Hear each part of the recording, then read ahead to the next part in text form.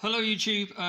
This is just a random speaker made from no plans. Just concocted it myself. It's a bit of thin boarding. It actually came in from a packing case from some furniture, and they just used the boarding to keep the cardboard box stiff. So I thought I'd recycle it. What I've done is just two drivers out of two old speakers.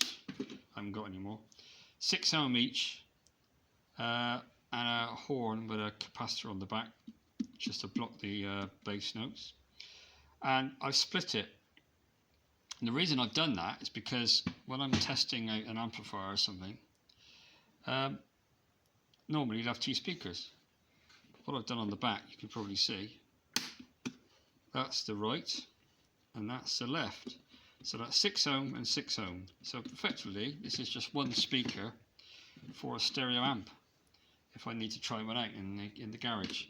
As I said, it's not a design. There's not. I haven't copied it from anything. I just used what I had, and the reason it's this crummy shape is because I ran out of wood, and I used a thinner piece on the back, and it's given me like a trapezoidal shape. Trapezoidal, is that right? You know, the sort of shape you get like a wedge, like a mini wedge they use in array systems. When they multiply them, they go along that, and they've got a slight angle. Anyway, you can see it's extremely crude, but what it'll sound like, God only knows, because obviously I haven't hooked it up to anything yet. But yeah, you can just make a speaker out of anything, really. What I do need to do is obviously take the drivers out. I want to paint it sometime. I don't know if I'm going to bother doing that. Take the drivers out and get some wadding or some sort of padding inside to try and stop some of the vibrations, because it's as thin as anything this is. I mean, you can see how thin it is. I mean, look at that. That's probably 2.5 mil. I mean, it's ridiculous. It's way too thin. But you know, it's about using what you've got, isn't it? And this is what it's about. You know, going out and buying wood and all this and all this. I'm not into all that. Use what you've got.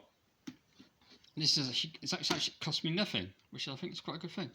And I've used a hot glue machine to glue it all around. Hence the reason why it looks hideous around the gluing joints. But there you go.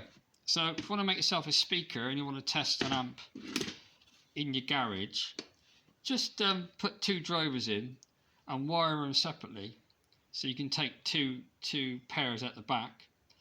That can just come off one of the drivers, doesn't matter which one. Just got a capacitor across the back, and there you go. So you've got a speaker for a stereo amp to test out. Thanks for watching.